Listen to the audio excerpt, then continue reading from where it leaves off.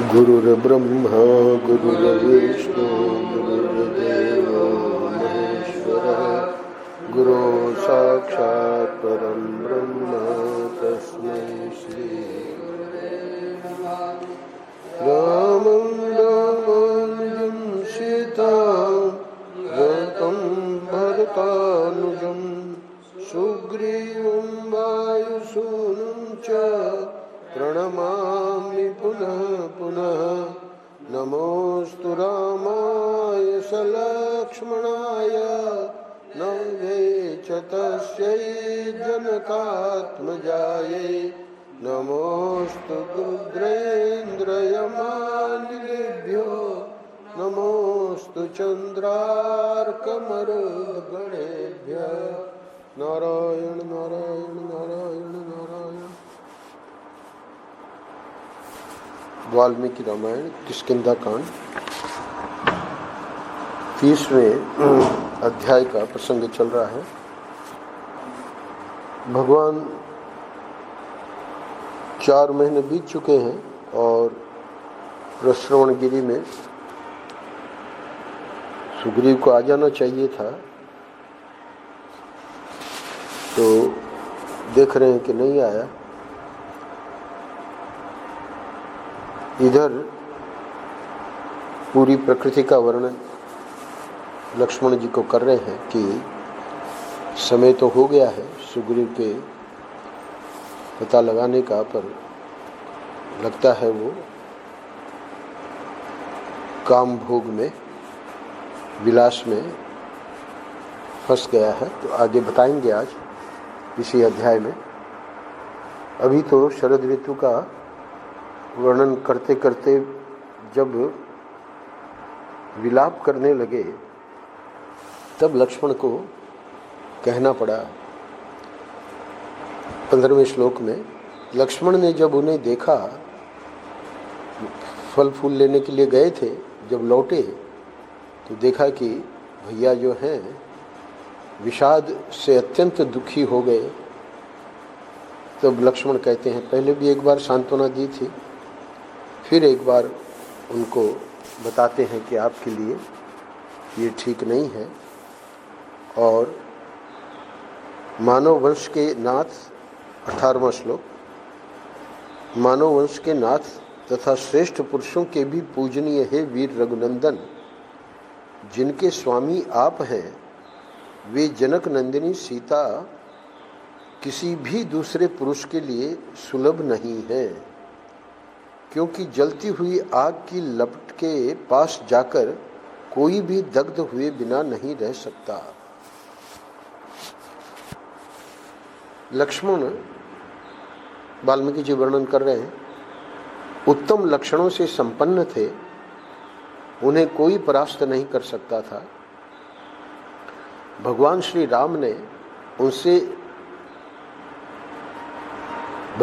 राम ने अब लक्ष्मण को कह रहे हैं, भगवान राम क्या कह रहे हैं, हे कुमार, तुमने जो बात कही है वह वर्तमान समय में हितकर भविष्य में भी सुख पहुंचाने वाली, राजनीति के सर्वथा अनुकूल तथा साम के साथ साथ धर्म और अर्थ से भी संयुक्त है।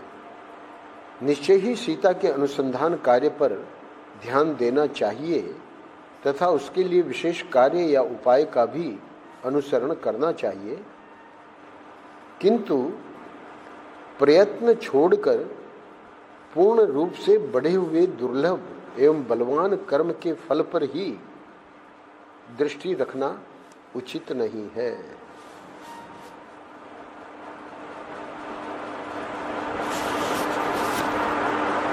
तदनंतर प्रफुल्ल कमल दल के समान नेत्र वाली मिथिलेश कुमारी सीता का बार बार चिंतन करते हुए श्री रामचंद्र जी लक्ष्मण को संबोधित करके उदास मुंह से बोले, हे सुमित्रा नंदन,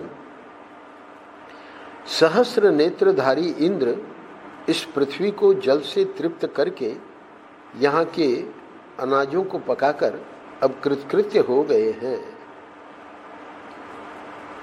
हे राजकुमार, देखो जो अत्यंत गंभीर स्वर से गर्जना किया करते और पर्वतों, नगरों तथा वृक्षों के ऊपर से होकर निकलते थे, वे मेघ अपना सारा जल बरसाकर शांत हो गए हैं।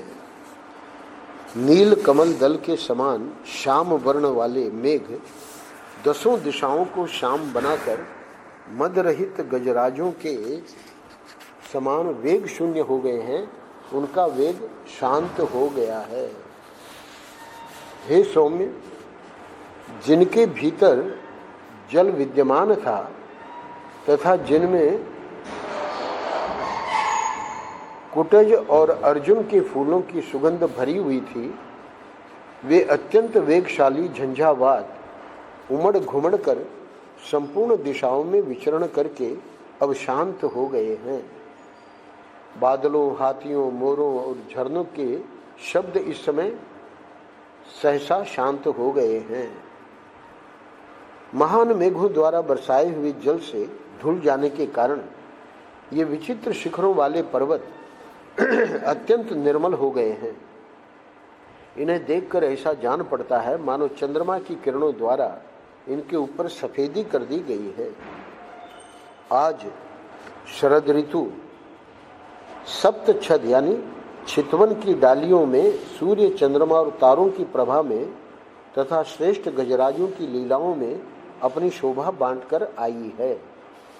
इस समय शरद काल के गुणों से संपन्न हुई लक्ष्मी यद्यपि अनेक आश्रयों में विभक्त होकर विचित्र शोभा धारण करती हैं, तथापि सूर्य की प्रथम किरणों से विकसित हुए कमल वनों में वे सबसे अधिक सुशोभित होती हैं। चितवन के फूलों की सुगंध धारण करने वाला शरद काल स्वभावतः वायु का अनुसरण कर रहा है। भ्रमरों के समूह और उसके गुणगान कर रहे हैं। वह मार्ग के जल को सोखता और मतवाले हाथियों के दर्प को बढ़ाता हुआ अधिक शोभा पा रहा है।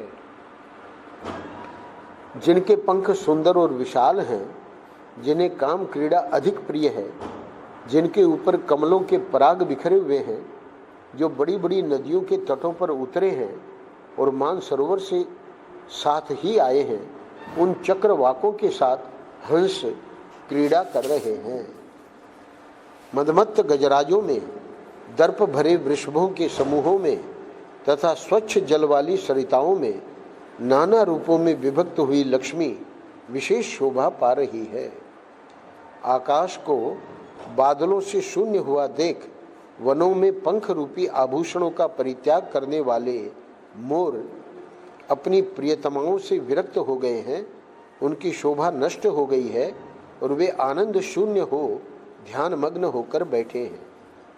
वन के भीतर बहुत से असन नामक वृक्ष खड़े हैं, जिनकी डालियों के अग्रभाग फूलों के अधिक भार से झुक गए हैं।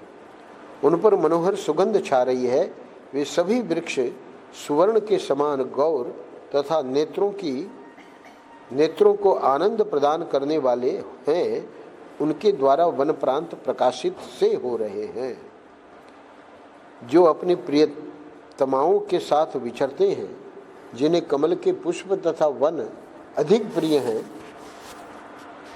जो चितवन के फूलों को सूंघकर उन्मत्त हो उठे हैं, जिनमें अधिक मद है तथा जिन्हें मद जनित काम भोग की लालसा बनी हुई है, उन गजराजों की गति आज मंद हो गई है। इस समय आकाश का रंग शान पर चढ़े हुए शस्त्र की धार के समान स्वच्छ दिखाई देता है। नदियों के जल मंद गति से प्रवाहित हो रहे हैं। श्वेत कमल की सुगंध लेकर शीतल मंद वायु चल रही है।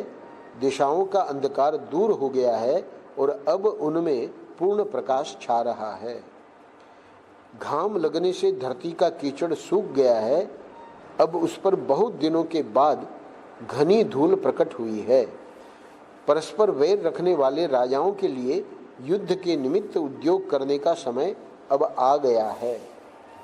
शरद ऋतु के गुणों ने जिनके रूप और शोभा को बढ़ा दिया है, जिनके सारे अंगों पर धूल छा रही है, जिनके मद की अधिक वृद्धि हुई है तथा जो युद्ध के लिए लुभाए हुए हैं, वे सांड इस समय गौओं के बीच में खड़े होकर अत्यंत हर्षपूर्वक हकड़ रहे हैं, जिसमें काम भाव का उदय हुआ है।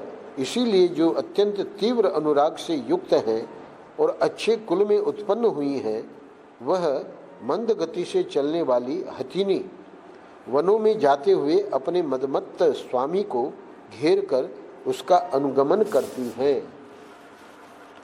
अपने आभूषण रूप श्रेष्ठ पंखों को त्याग कर नदियों के तटों पर आए हुए मोर मानो सारस समूहों की फटकार सुनकर दुखी और खिन्न चित्त हो पीछे लौट जाते हैं। जिनके गंड स्थल से मद की धारा बह रही है, वे गजराज अपनी महती गर्जना से कारंडवों तथा चक्रवाकों को भयभीत करके विकसित कमलों से विभूषित सरोवरों में जल को हिलोर हिलोर कर पी रहे हैं। जिनके कीचड़ दूर हो गए हैं, जो बालुकाओं से सुशोभित हैं, जिनका जल बहुत ही स्वच्छ है, तथा गौओं के समुदाय जिनके जल का सेवन करते हैं, सरसों के कलरवों से गूंजती हुई उन सरिताओं में हंस बड़े हर्ष के साथ उतर रहे हैं। नदी, मेघ, झरनों के जल, प्रचंड वायु, मोर और हर्ष रहित मेढकों के शब्द निश्चय ही इस समय शांत हो गए हैं। नूतन मेघों के उदित होने पर जो चिरकाल से बिलों में छिपे बैठे थे, अब यहाँ जो सर्प थे उसके बारे में बता रहे हैं। प्रकृति का देख के भगवान राम अपने श्रीमुख से वर्णन कर रहे हैं। नूतन मेघों के उदित होने पर जो चिरकाल से बिलों में छिपे बैठे थे, जिनकी शरीर यात्रा नष्ट प्राय हो गई थी और इस प्रकार जो मृतवत हो रहे थे, वे भयंकर विष वाले बहुरंगे सर्प भूख से पीड़ित होकर अब बिलों से बाहर निकल रहे हैं। शोभाशाली चंद्रमा की किरणों के स्पर्श से होने वाले हर्ष के कारण जिसके तारे किंचित प्रकाशित हो रहे हैं, वह राग युक्त संध्या स्वयं ही अंबर का त्याग कर रही है, आकाश अथवा वस्त्र का त्याग कर रही है। यह कैसे आश्चर्य की बात है। उपमा दे रहे हैं। चांदनी की चादर ओढ़े हुए शरतकाल की यह रात्रि श्वेत साड़ी से ढके हुए अंग वाली एक सुंदरी नारी के समान शोभा पाती है। उदित हुआ चंद्रमा ही उसका सौम्य मुख है और तारे ही उसकी खुली हुई मनोहर आंखें हैं। पके हुए धान की बालों को खाकर हर्ष से भरी हुई और तीव्र वेग से चलने वाली सारसों की वह सुंदर पंक्ति वायु कंपित गुथी हुई पुष्पमाला की भांति आकाश में उड़ रही है। कुमुद के फूलों से भरा हुआ उस महान तालाब का जल जिसमें एक हंस सोया हुआ है, ऐसा जान पड़ता है मानो रात के समय बादलों के आवरण से रहित आकाश सब ओर छिटके हुए तारों से व्याप्त होकर पूर्ण चंद्रमा के साथ शोभा पा रहा हो। सब ओर बिखरे हुए हंस ही जिनकी फैली हुई मेखला यानी करधनी है, जो खिले हुए कमलों और उत्पलों की मालाएं धारण करती हैं, उन उत्तम बावड़ियों की शोभा आज वस्त्राभूषणों से विभूषित हुई सुंदरी वनिताओं के समान हो रही है। वेणु के स्वर के रूप में व्यक्त हुए वाद्य घोष से मिश्रित और प्रातःकाल की वायु से वृद्धि को प्राप्त होकर सब ओर फैला हुआ दही मथने के बड़े बड़े भांडों और सांडों का शब्द मानो एक दूसरे का पूरक हो रहा है।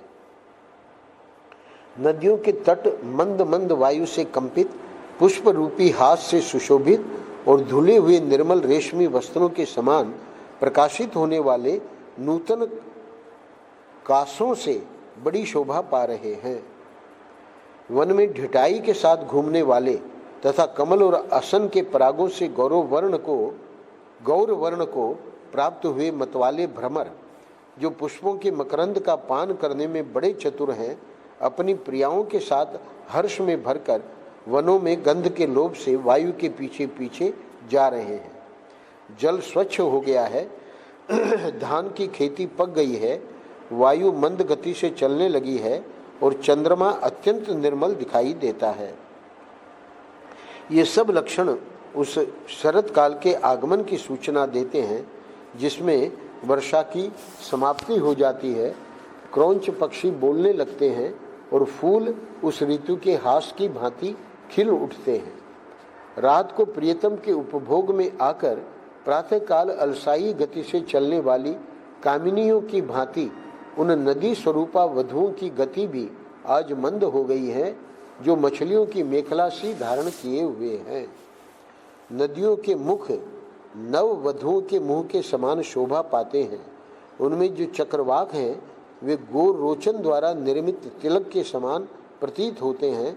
जो सेवार है वे वधु के मुख पर बनी हुई पत्र भंगी के समान जान पड़ते हैं, तथा जो काश हैं वे ही मानो श्वेत दुकूल बनकर नदी रूपिणी वधु के मुंह को ढके हुए हैं।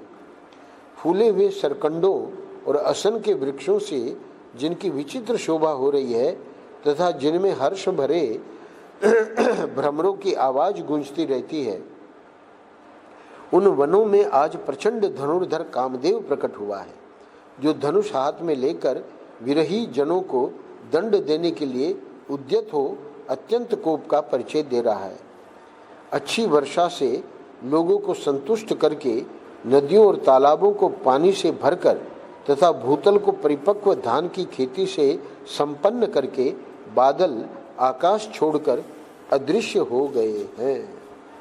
शरत ऋतु की नदियां धीरे धीरे जल के हटने से अपने नग्न तटों को दिखा रही हैं। ठीक उसी तरह जैसे प्रथम समागम के समय लजीली युवतियां शनै शनै अपने जघन स्थल को दिखाने के लिए विवश होती हैं। हे सौम्य, सभी जलाशयों के जल स्वच्छ हो गए हैं। वहां कुरर पक्षियों के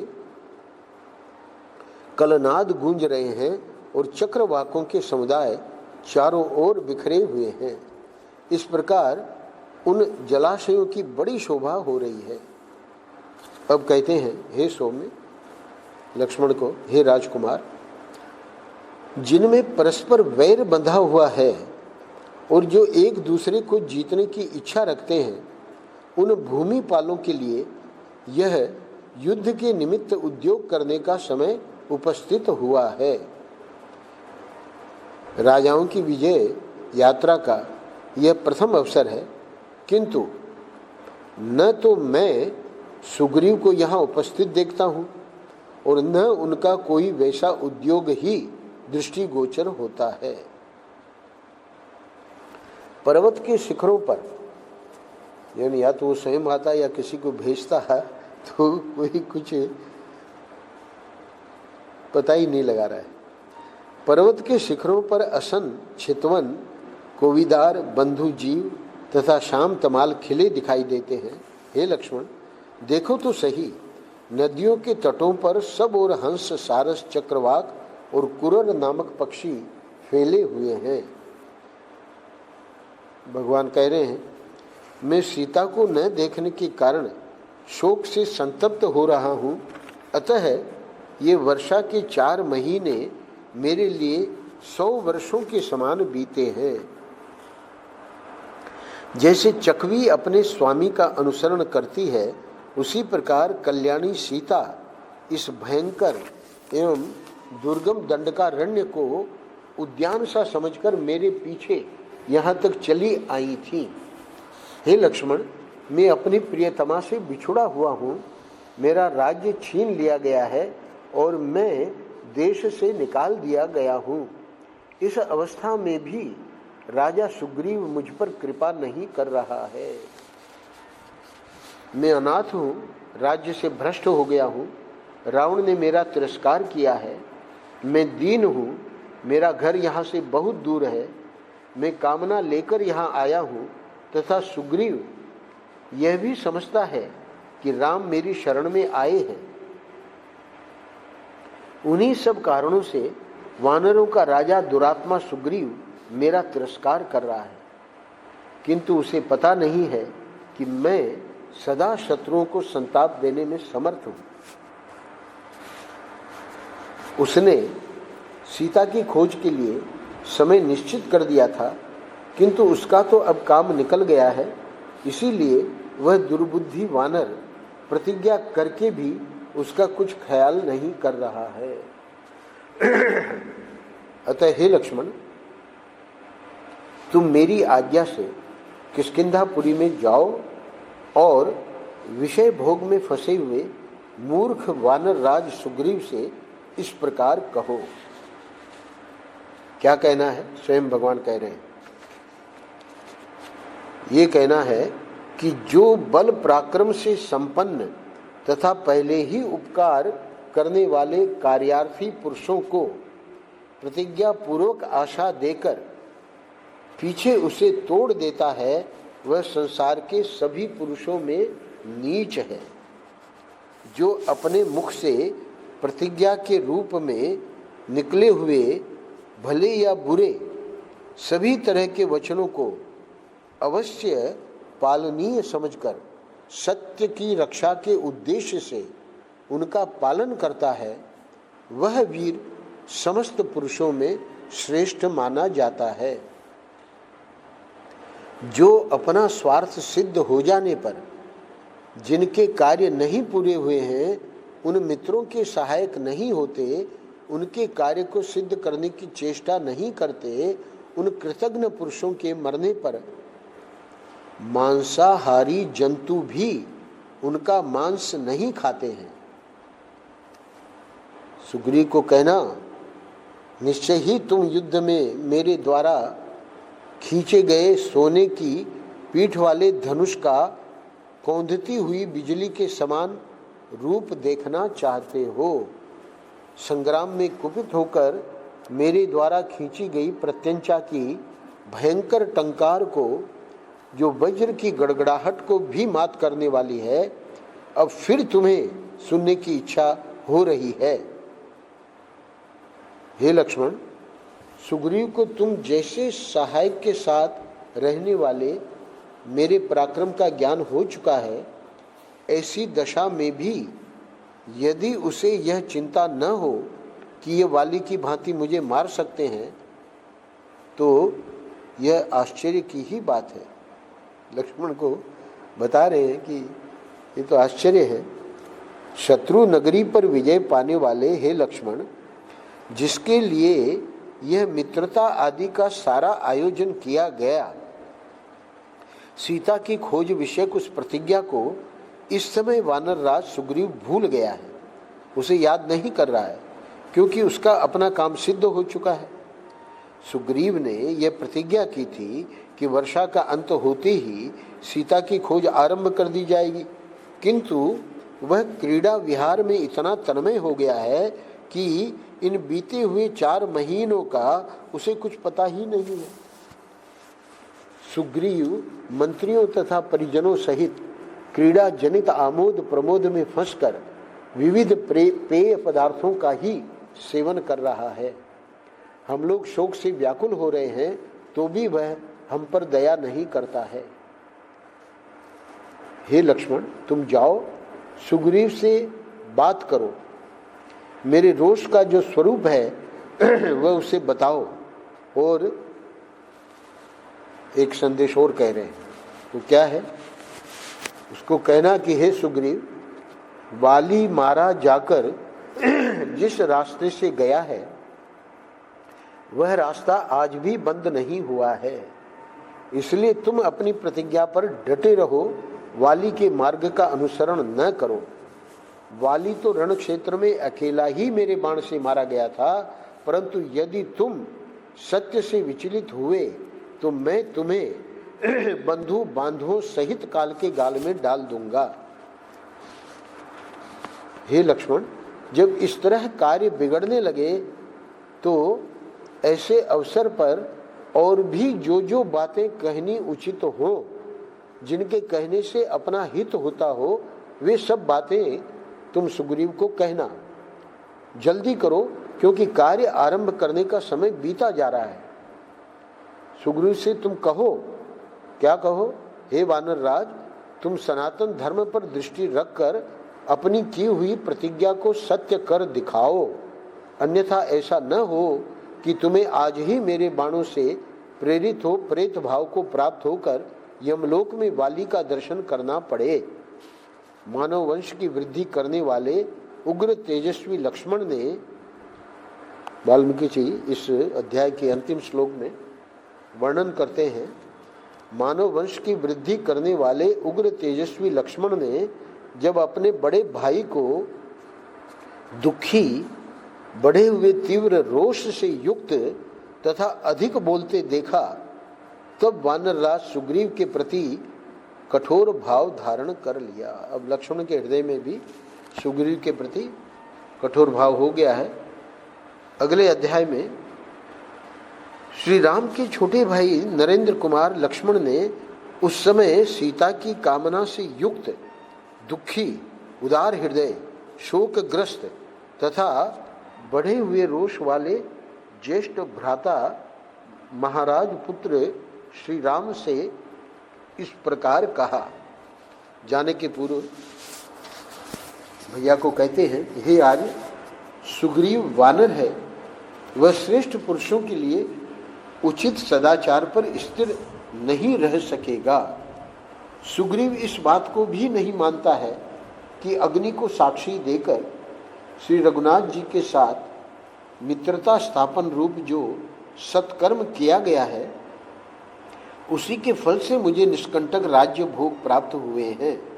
अतः वह वानरों की राज्य लक्ष्मी का पालन एवं उपभोग नहीं कर सकेगा, क्योंकि उसकी बुद्धि मित्र धर्म के पालन के लिए अधिक आगे नहीं बढ़ रही है। यानी आप जो कह रहे हैं वो सही बात है, उसको लगता है वाली के रास्ते से ही जाना पड़ेगा। लक्ष्मण को क्रोध भी आया है, आगे बताएंगे। सुग्रीव की बुद्धि मारी गई है, इसलिए वह विषय भोगों में आसक्त हो गया है। आपकी कृपा से जो उसे राज्य आदि का लाभ हुआ है, उस उपकार का बदला चुकाने की उसकी नीयत नहीं है। अतः अब वह भी मारा जाकर अपने बड़े भाई वीरवर बाली का दर्शन करे। ऐसे गुणहीन पुरुष को राज्य नहीं देना चाहिए। अब अगले श्लोक में कह रहे हैं कि ये काम आपको नहीं करना पड़ेगा, मैं ही कर डालूंगा। मेरे क्रोध का वेग बढ़ा हुआ है, मैं इसे रोक नहीं सकता। क्या करने जा रहे हो तुम? असत्यवादी सुग्रीव को आज ही मारे डालता हूं, निश्चय कर लिया। अब वाली कुमार अंगद ही राजा होकर प्रधान वानर वीरों के साथ राजकुमारी सीता की खोज करे। कबंध ने कहा था राम और लक्ष्मण को कि आप जो है उसके साथ वैर मत करना, सुग्रीव के साथ। ये पहले से ही कह दिया था, क्योंकि वानर है ना, तो आगे बड़े विस्तार में वर्णन आएगा। वानर को इतनी बुद्धि कहाँ है। तो यूं कहकर लक्ष्मण धनुष बाण हाथ में ले बड़े वेग से चल पड़े। उन्होंने अपने जाने का प्रयोजन स्पष्ट शब्दों में निवेदन कर दिया था। अब लक्ष्मण इसको तो भूल गया है, तो भगवान राम को याद है, तो इसलिए अब चूंकि इस प्रकार निर्णय कर लिया है, तो युद्ध के लिए उनका प्रचंड कोप बढ़ा हुआ था तथा वे क्या करने जा रहे हैं इस पर उन्होंने अच्छी तरह विचार नहीं किया था। उस समय विपक्षी वीरों का संहार करने वाले श्री रामचंद्र जी ने उन्हें शांत करने के लिए यह अनुनय युक्त बात कही। जब देखा कि ये तो मार के ही आवेगा, तो अब उसको शांत कर रहे हैं। हे सुमित्रा नंदन, तुम जैसे श्रेष्ठ पुरुष को संसार में ऐसा मित्रवध रूप निषिद्ध आचरण नहीं करना चाहिए। जो उत्तम विवेक के द्वारा अपने क्रोध को मार देता है, वह वीर समस्त पुरुषों में श्रेष्ठ है। विवेक के द्वारा क्रोध को कंट्रोल में ले ले, वही पुरुषों में श्रेष्ठ है। हे लक्ष्मण, तुम सदाचारी हो, तुम्हें इस प्रकार सुग्रीव के मारने का निश्चय नहीं करना चाहिए। उसके प्रति जो तुम्हारा प्रेम था उसी का अनुसरण करो और उसके साथ पहले जो मित्रता की गई है उसे निभाओ। तुम्हें सांत्वनापूर्ण वाणी द्वारा कटु वचनों का परित्याग करते हुए सुग्रीव से इतना ही कहना चाहिए कि तुमने सीता की खोज के लिए जो समय नियत किया था वह बीत गया है, फिर भी चुप क्यों बैठे? अपने बड़े भाई के इस प्रकार यथोचित रूप से समझाने पर शत्रु वीरों का संहार करने वाले पुरुष प्रवर वीर लक्ष्मण ने किष्किंधापुरी में प्रवेश करने का विचार किया। भाई के प्रिय और हित में तत्पर रहने वाले शुभ बुद्धि से युक्त बुद्धिमान लक्ष्मण रोष में भरे हुए ही वानर राज सुग्रीव के भवन की ओर चले। रोष एकाएक कम नहीं हुआ, तो अभी रोष में ही है, पर भगवान ने कह दिया कि मारना नहीं है। इस समय वे इंद्रधनुष के समान तेजस्वी, काल और अंतक के समान भयंकर तथा पर्वत शिखर के समान विशाल धनुष को हाथ में लेकर श्रृंग सहित मंदराचल के समान जान पड़ते थे। श्री राम के अनुज लक्ष्मण अपने बड़े भाई की आज्ञा का यथोक्त रूप से पालन करने वाले तथा बृहस्पति के समान बुद्धिमान थे। वे सुग्रीव से जो बात कहते, वाल्मीकि जी बता रहे हैं लक्ष्मण कितने बुद्धिमान थे, यानी इतना रोष होने पर भी वे सुग्रीव से जो बात कहते, सुग्रीव उसका जो कुछ उत्तर देते और उस उत्तर का भी ये जो कुछ उत्तर देते लक्ष्मण, उन सबको अच्छी तरह समझ बुझ कर वहां से प्रस्थित हुए थे। सीता की खोज विषयक जो श्री राम की कामना थी और सुग्रीव की असावधानी के कारण उसमें बाधा पड़ने से जो उन्हें क्रोध हुआ था, उन दोनों के कारण लक्ष्मण की भी क्रोधाग्नि भड़क उठी थी। उस क्रोधाग्नि से घिरे हुए लक्ष्मण सुग्रीव के प्रति प्रसन्न नहीं थे। वे उसी अवस्था में वायु के समान वेग से चले।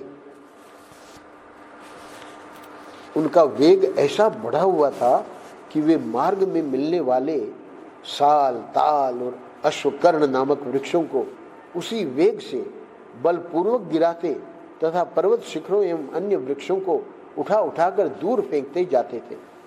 शीघ्रगामी हाथी के समान अपने पैरों की ठोकर से शिलाओं को चूर चूर करते और लंबे लंबे कदम भरते हुए वे कार्यवश बड़ी तेजी के साथ चले। इक्ष्वाकु कुल के सिंह लक्ष्मण ने निकट जाकर वानर राज सुग्रीव की विशाल पुरी किष्किंधा देखी, जो पहाड़ों के बीच में बसी हुई थी। वानर सेना से व्याप्त होने के कारण वह पुरी दूसरों के लिए दुर्गम थी। उस समय लक्ष्मण के होठ सुग्रीव के प्रति रोष से फड़क रहे थे। उन्होंने किष्किंधा के पास बहुतेरे भयंकर वानरों को देखा जो नगर के बाहर विचर रहे थे। उन वानरों के शरीर हाथियों के समान विशाल थे। उन समस्त वानरों ने पुरुष प्रवर लक्ष्मण को देखते ही पर्वत के अंदर विद्यमान सैकड़ों शैल शिखर और बड़े बड़े वृक्ष उठा लिए। उन सबको हथियार उठाते देख लक्ष्मण दूने क्रोध से जल उठे, मानो जलती आग में बहुत सी सूखी लकड़ियां डाल दी गई हो। क्षुब्ध हुए लक्ष्मण काल, मृत्यु तथा प्रलयकालीन अग्नि के समान भयंकर दिखाई देने लगे। उन्हें देखकर उन वानरों के शरीर भय से कांपने लगे।